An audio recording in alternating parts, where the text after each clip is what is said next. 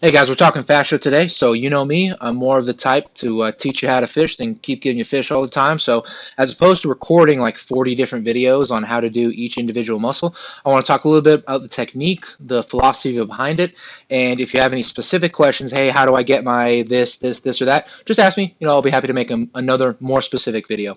So I'll just start off giving an easy example here. Something you see people doing a lot is rolling their legs out. It's big muscle. They get real sore, so it makes sense. But what you see a lot is people going back and forth over the muscle. Now, this has its place, but you don't want to just do this because what I'm doing here is actually further cementing the fascia to my muscle, to my bone, I should say.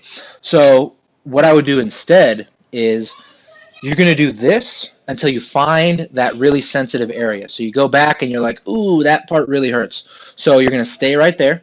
You're going to apply as much of your body weight as you can to it. And now what you're going to do is move that muscle through a range of motion. So since it's my hamstring right now, I want to internally rotate my hip, externally rotate my hip, internally rotate my hip, externally rotate my hip, do a few foot circles, extend and flex my knee a little bit. And now just like a static stretch, you want to maintain that pressure for like 30 seconds.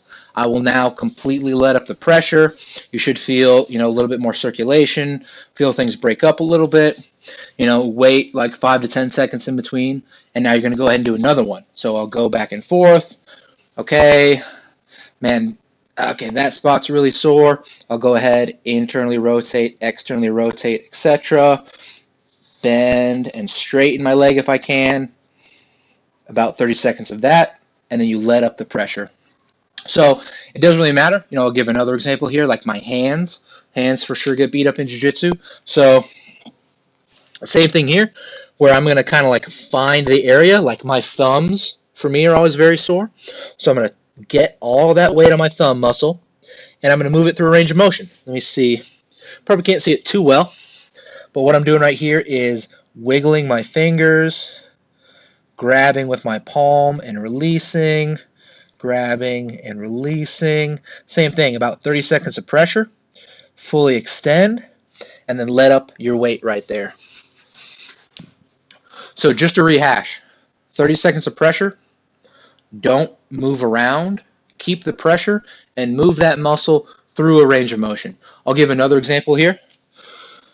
Let me grab my handy-dandy baseball. For this one, I'm going to be targeting my traps. I'm actually going to stand against the wall. So let me move this camera real quick. There we go.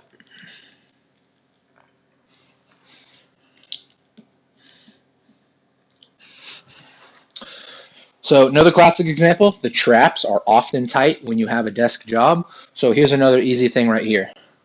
It's going to go against the wall. I'm going to lean backwards against it and kind of find that area. Like right now I can feel like, boom, I just hit a muscle knot.